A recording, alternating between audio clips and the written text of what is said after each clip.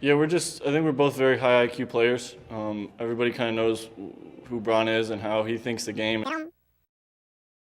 What's going on, guys? ダンクマンヨシです。今回の動画のメインはアレックス・カルーソなんやけど、その前にちょっと自分が気になった NBA ニュース、そしてこの動画も少しでもいいなと思ったら高評価お願いします。ちょっとまたニュースの前にちょっとこの動画、これはね、自分がこの前発表したダンクマンヨシのダンコンテストっていうイベントの一つで彼らは参加してくれたんやけど、自分が言った通りダンクを日本で流行らせたいと。もちろんそのね、ダンクは知っとると思うよ、みんな。スラムダンクとかもあるし、ただやっぱりもっと話題になってほしいし、プロのダンカーがいるっていうことも、すごいダンカーがいるっていうことも、そしてダンクの魅力、こうやって自分のもう下手したら息子ぐらいの年齢の子がダンクを楽しんでいる。これは自分すごく嬉しいことで、まさにこうなってほしいよね。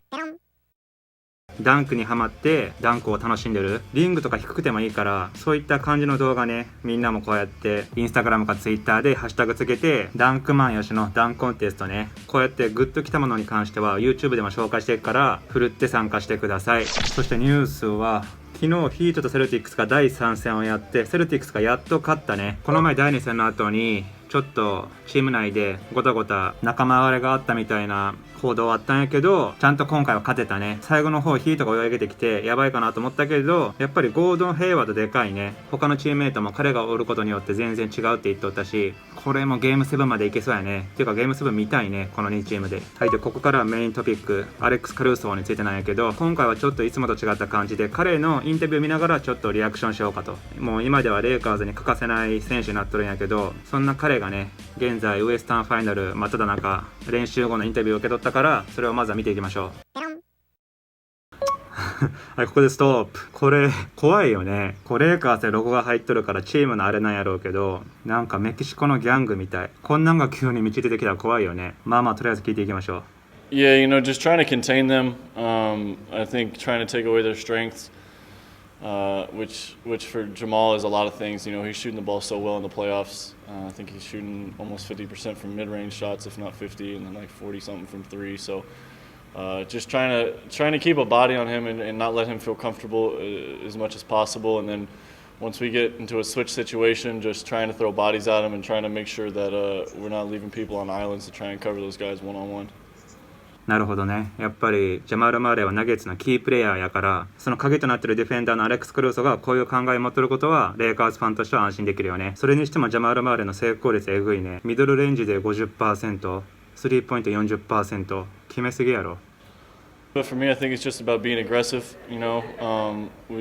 LeBron and Rondo are two main facilitators because they got the ball most of the time. But anytime I can put pressure on the paint, whether it's to get to the rim to finish or to draw fouls or to make the defense collapse and get open shots for teammates, that's a really added benefit for us to have multiple guys out on the court. So whenever I'm out there with Rondo or with Bron, to not have the sole focus be on one of them to create offense for everybody, it just makes us a lot more balanced. なるほどね。ロンドとレブロンだけじゃなくて、彼もそういった相手の脅威になるように意識してると。素晴らしいね。確かに彼はそれを有言実行しとうからね。Hey Alex, Markieff Morris was talking about how much Jared Dudley kind of helped his transition when he joined the Lakers. I'm curious, how much influence does JD have on players behind the scenes? ああ、ダッドリーね。A lot. He's he doesn't get a lot of credit because he doesn't play a ton of minutes, but through the course of the season, just being a professional, being a great teammate, just being the veteran that he is, giving insight to different things that he sees and being vocal in team meetings and film sessions and lending his voice whenever it's needed. He's been great for us from that aspect, from basketball aspect, and just from a camaraderie aspect. He's a great person, a great teammate, fun guy to be around. He just makes everybody else feel welcome.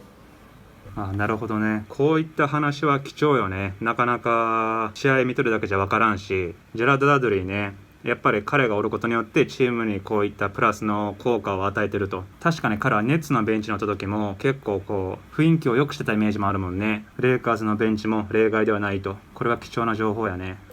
No, I mean I saw him go down and he kind of winced, but I think I can tell when he's actually hurt, when he maybe just tweaks a little bit, just a normal kind of bang or nick that you get playing. I saw him tying his shoe and I figured he was going to be all right. なるほどね。確かに起き上がってすぐに靴紐結び寄ったから、俺もそれ見てちょっとホッとしたもんね。でも倒れた瞬間はドキッとしたけど、足首はね厄介やからね、バスケ選手にとって。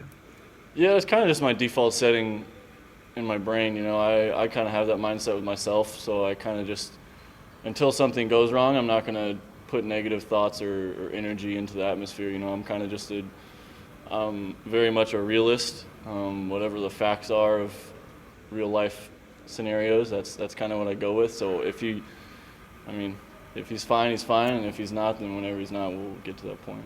なるほどね。だからもうカルーソはもともとからレブロンのことを信じきってるっていうか、もう怪我するわけはないと。自分もそんな感じで見てるもんね。やっぱり怪我をしにくいイメージがあるから。でも周りのチームメイトがそういった気持ちを折るってこともすごく大事なことよね。ちょっとでも心配してネガティブな感じになってくると、それもチームにとって悪い雰囲気になってくるから、これはいいことよね。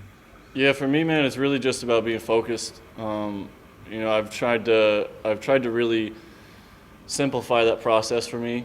Being in the bubble, there's as little distractions as possible. I've been off social media since the playoffs started. Haven't been on Twitter, so Instagram or anything like that, which has been nice for me to just kind of block stuff out and focus on the basketball aspect, and then looking and diving into the basketball aspect, series by series, just finding different ways that I know I can be effective. Watching past games against opponents. Just knowing their tendencies and then なるほどね。これは素晴らしいよね。やっぱり SNS を使いよったらいろんな意味で集中力が乱れてくるもんね。いろんな情報が入ってくるから、これはアレックス・カルーソ素晴らしいと思う。何かに集中したいときは SNS を断ち切ると。the defense and the effort thing is something I'm always going to have. You can see that in a regular season when I might be more excited on a stop and on a defensive play or something than than the rest of the team in game 45 or game 50 of the season. So now that it's heightened and literally everybody is playing that every possession like that, it's a lot of fun for me just on that side of the ball. And then なるほどね。だからやっぱり彼はディフェンスに力を入れてると。それはもう彼のプレーを見とって分かるよね。そして実際にディフェンスの部分でレイカーズに素晴らしい効果を与えていると。Like I said, offensively, just taking advantage of the defense's mistakes.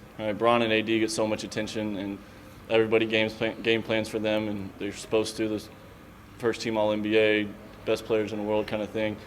And so for me, it's just about trying to find my way to take advantage of how the defense is playing them. That happened a couple times last night with people showing on ball screens with LeBron, where I either hit him on a pocket pass or I drove the lane because there was a crease open. It's just about being opportunistic. Whenever the plays present themselves, I just got to be ready to take advantage. なるほどね。オフェンスに関してもやはり相手のことをよく研究してレブロンとデイビスを絡めてうまいことをやっていってると。レブロンとカルーソは本当に息が合ってるもんね。I'm sure by now you probably have seen that number floating around that you and LeBron, that you have the highest net rating playing with LeBron of any teammate that he's ever had. あ、レブロンとカルーソはそんなにネットレーティングが高かったんやね。知らんかった。しかもレブロンの過去の相棒で1番ということは、これ結構すごいことよね。そしたらドゥエン・ウェイドよりもカイリー・アビングよりもアンソニー・ディビスよりもすごいってこと。これ結構やばいよね。What about, obviously playing with LeBron makes everybody better, but what do you think is it about your particular skill set and the way you play that allows that pairing, to work, and what you're bringing to the table in that pairing? Yeah, I think we're both very high IQ players. Everybody kind of knows who Bron is and how he thinks the game, and it's kind of a legend of how smart he is and seeing plays before they happen. And I got a little bit of that in me too. That's part of my game is anticipating plays, seeing stuff happen before it does, and me and him are just kind of on the same wavelength a lot of times. And obviously with the talent he has, and then you have multiple guys seeing plays happening before they happen.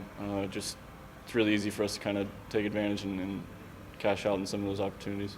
なるほどね。やっぱりこのアレックス・カルーソとレブロンは似てるんやろうね。考え方とかバスケに対する姿勢がなんかそれ見とってわかるよね。一心伝心しとるというか、バスケでもやっぱりこう考えが似てる選手が一緒にやるとすごいこうケミストリーがめちゃめちゃ生まれるよね。カルーソとレブロンはまさにそんな感じだと思うし、相性バッチリやと。はい、今回の企画はこんな感じで、さっき前半で紹介していた NBA ニュースの後半を最後に見ていきましょう。レブロンの息子が〇〇を吸ってた件、ストーリーに彼が載せたらしくて、今はない件もう消したんやろうけど、この〇〇っていうのはもう YouTube が大嫌いな言葉やからもう言えんけど、もうみんなわかるよね。最近芸能人がこれで逮捕されたりしてるけど、彼が住んでるのは自分と同じカリフォルニアで合法になったんよ。前は合法じゃなかったけど合法になって、でもそれを吸うにもなんかこう医者の許可がいるとか年齢制限があるとかいろいろあるんやけど、でもとにかくブロニーは吸えんはずなんよね。でもね、自分もここに住んどって道端で高校生ぐらいの年齢の子が吸って歩き寄ったり、日本でもね明らかに高校生吸って歩き寄ることがいるけど、多分そんな感覚だから、思った以上にみんなこっちはタバコ感覚で吸ってる感じかな。そして前の動画でジャーモラントが新人王を取った時に一人だけ彼に入れなかった人がおって、それに対して誰なんだってなってその動画作ったんやけど、その一人をねジャーモラントが発見したと。それでいろいろやり取りがあったんやけど、この動画も掘り下げてほしい人はぜひコメントお願いします。はい、ってな感じで今回以上になります。ご視聴ありがとうございました。